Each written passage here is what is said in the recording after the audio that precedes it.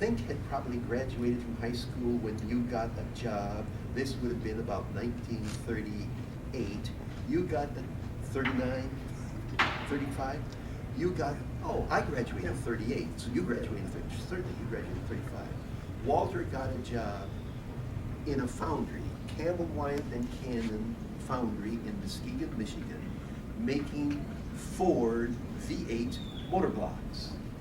Along with Max Benham. Along with Max Benham. And this was very hard work. I can remember Walt coming home in the evening and falling asleep. He wouldn't even eat dinner. You were so tired. And his arms would go numb, tingling from the carpal tunnel syndrome. What I don't know. They didn't call it anything like that. My hands would go numb at night, wake me up to sleep, and I have to bang my hands on the floor to restore the circulation. Well, tell that me what only your lasted work for was. about. Well, he was picking up. He was picking up cores. Yeah. One engine block in each hand. No, The- no.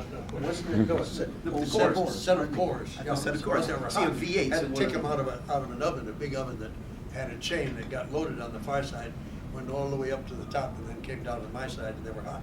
Had to take them out with leather pads and put them on a shelf so that they would cool, and then go back to what I was doing. And then when that cooled, or there were about 6 of them, then by the time it cooled, then take another one. But in the meantime, the next one was coming along, and there were 60-second intervals. So I have to catch the next one. And if I hadn't finished the one I was doing, the one I was supposed to take off would go through to the other side, and then it would occupy the space of the guys who were working on piecework there. So the next guy to me, I was the first one on the line to take the cores off this big vertical furnace. And so the guy working next to me saw I was falling behind, and he would do part of my work so that I could keep up with the production chain. But I don't know how many tons I figured that I was lifting in an 8-hour shift. Do you remember how much your paycheck was? Oh, It was 60 cents an hour. That's what I remember. It was $33 a week. I think that's amazing that a young person like that could get a job in 1935. That was the high school. I was only because graduate. of the pull through Max Benham. Max Benham had some friends, and when there were literally hundreds of people standing outside the Campbell In Wyatt gate 1935. to waiting for jobs, January. I managed to get in Deadline. because Max Benham had friends, And I can remember thinking $35 a week. And Walter, income taxes weren't so high in those days.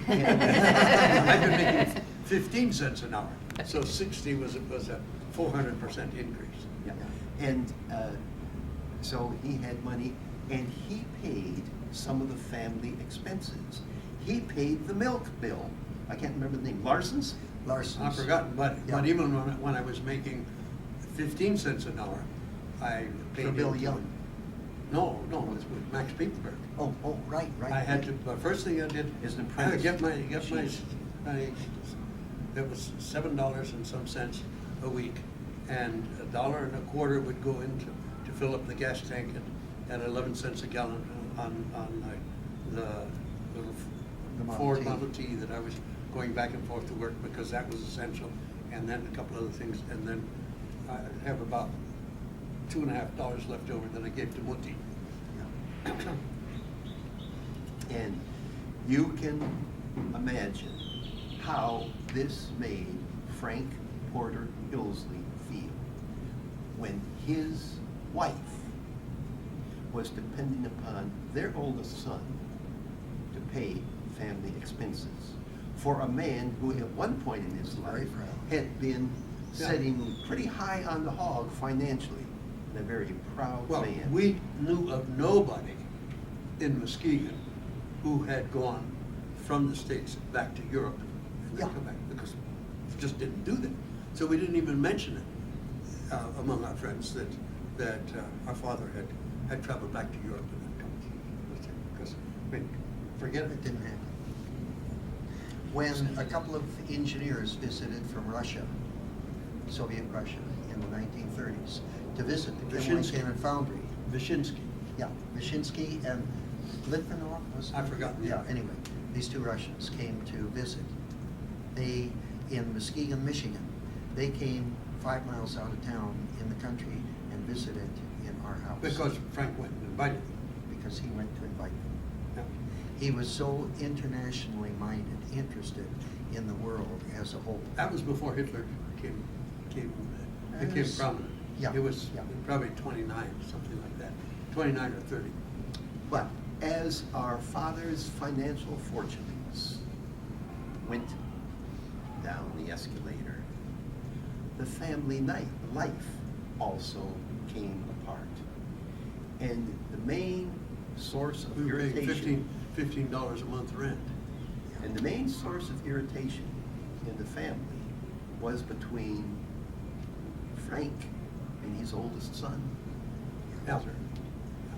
And He gave me $10 when I went off to Lansing to start school. Oh, that's more than I got. Well, see, he didn't dislike me as much as he disliked you. Yes, but he was getting rid of him. He's right. The resentment hadn't developed to that point. Yeah. And Mutti, bless her, could see that Walter was irresponsible and thus responsible for some of the problem, but not to the extent that Frank raised it. One of the things that you used to do that irritated the daylights out of your father is you would borrow his tools and wouldn't put them back. Yeah. Right? And that was a How card. many sons have done that? Right. Come on, hands up. And Walter just said, right. But for our father, that was absolutely a cardinal sin. And I think at one point you had borrowed his Also, car I and was- were supposed to bring it back at a certain time, and you were a little bit late. And he even went to the chief of police to prove that his argument was right and you were wrong and that you were terrible. Well, I didn't know that. Yeah. You knew that, did you? I didn't know about that, but I know that once when Walt was supposed to come back with the Hudson, and your Whippet I was had the there. Whippet, yeah, and the Whippet Yeah. for them. And Pop took off in the Whippet to try to meet you on the Intercept you. road, and saw you go by. Yeah, and I didn't see And him. you didn't see him, you had a couple of other people. That's when he went to chief of police. Yeah, Okay.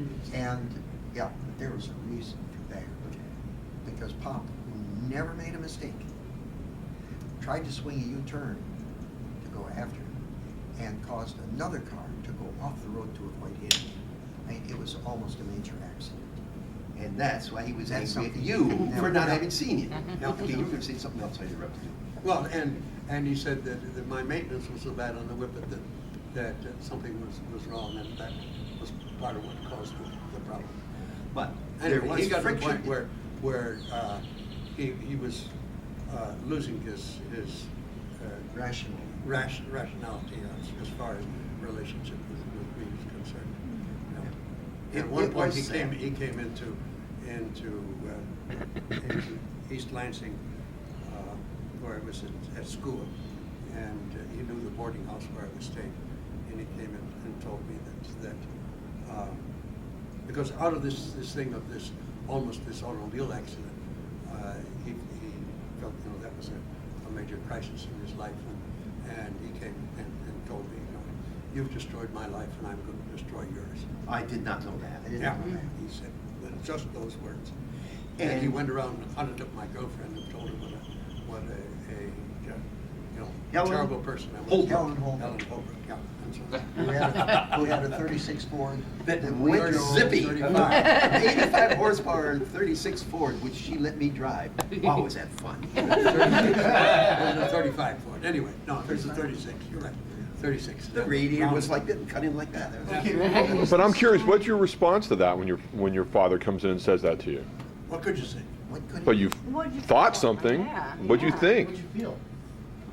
I was absolutely amazed. I mean, somebody who's been your interested in loving father and interested in developing us and teaching us things all along. The amount of stuff that he taught us that we learned, But when your father said this to you, was this? I mean, you didn't see this coming, or did you kind of know your father? No, I had no idea. Did you try to talk to your Came right out of mother? the- Did you try to defend yourself? You just At that point, no. he had become quite irrational and progressively worse. So you did see it coming. Diagnosed it as- But you know what had as happened just before that? Schizophrenia. Yeah, but what had happened just before that? Okay, he was a man who loved to work with his hands. His creativity was in his hands. Our barn burned. He lost all of his tools. He burned down the His- barn. It was his mistake that caused the barn to burn. Yeah, he was That heating was up. another thing he couldn't accept. Yeah. What He year was was heating this? heating up engine oil on. It was a- winter time, and a you stove. start the car, you have to have your oil warm enough so heat your oil on the stove.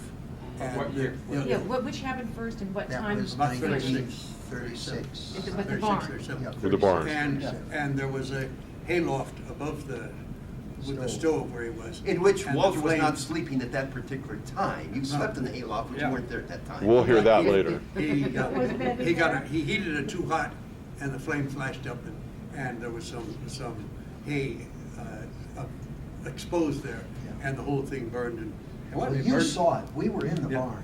You saw it, and you I went in ran room upstairs, kicked open the hayloft door so you could throw the burning hay out, but the wind came in and just forced it. But he never could accept the fact that he's the one who burned down. And with that went All his his tools. workshop, all of his tools. How many automobiles went? 3 cars. Huh? 3 cars. 3 and a cars bicycle. burned down, and the bicycle. I mean, it was our. And how old were you boys at that Our time? tractor- How old were you? How old were you? 15? I would have been I was 15, he 10. would have been 18. Yeah, and that was a major disaster. I mean, how did Frida respond? How did that?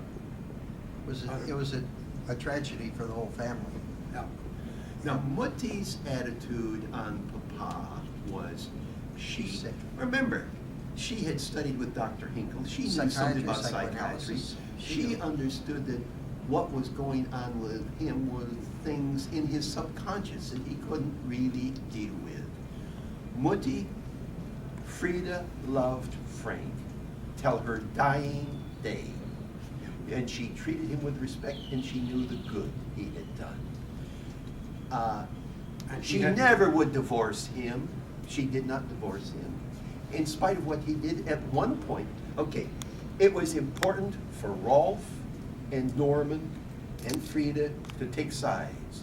Either you were on Frank's side or you were on Walter's side. There could be no in between. And Woody couldn't really join Frank in absolutely condemning him. And